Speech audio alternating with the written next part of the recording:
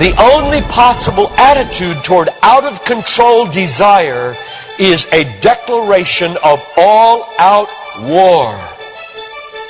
I hear so many Christians murmuring about their imperfections and their failures and their addictions and their shortcomings, and I see so little war. Murmur, murmur, murmur. Why am I this way? Make war! If you wonder how to make war, go to the manual. Don't just bellyache about your failures. Make war! He says, I'm continuing the quote, there is something about war that sharpens the senses. You hear a twig snap or rustling of the leaves and you are in attack mode. Someone coughs and you are ready to pull the trigger. Even after days of little or no sleep, war keeps us vigilant.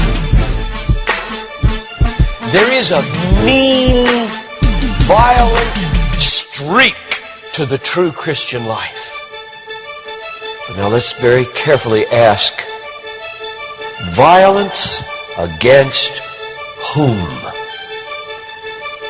Or what? Not other people. Not other people. Not other people. Not Muslims. Not Hindus. Not Buddhists. Not atheists. Not secularists. Not nominal Christians. Not wives or husband or children or ornery bosses. But on every impulse in our soul to be violent to other people.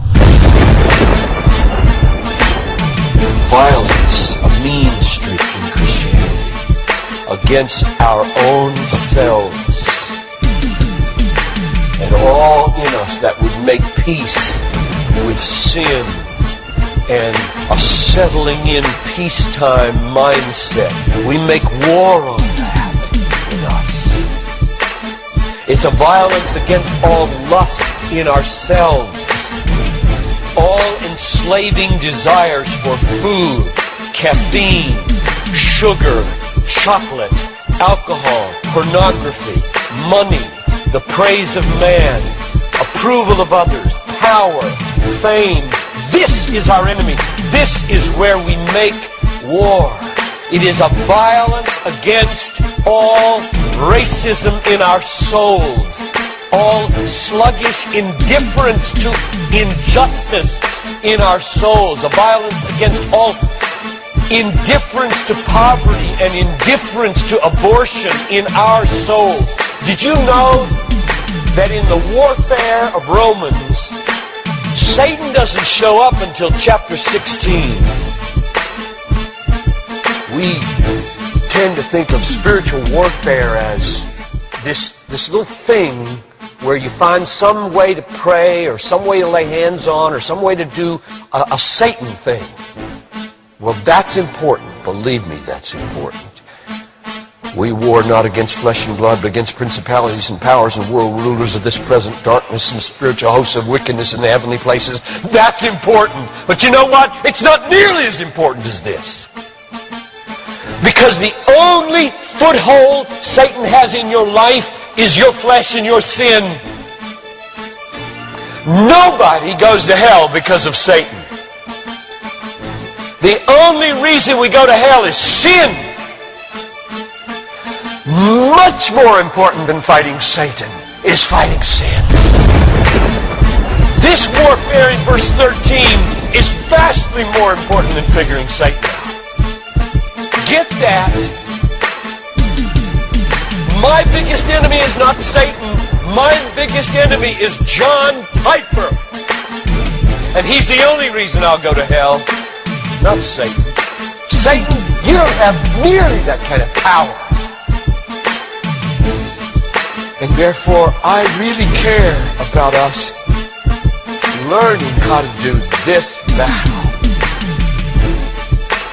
Christianity is not a settle in, live at peace with the world the way it is religion. Like most Christians live their daily lives. Verse 13. If by the Spirit you kill. There's a mean streak in Christianity, and it's not against anybody else but ourselves. In fact, it's against the meanness of ourselves against other people. If you feel like you're a mean person against others, a harsh person, a critical person, you know your problem? You haven't learned to make war. You haven't learned to be mean. You haven't learned to get violent against your violence, against your meanness, against your critical spirit. And you complain of it, talk about it, but have you made war 24/7 against it?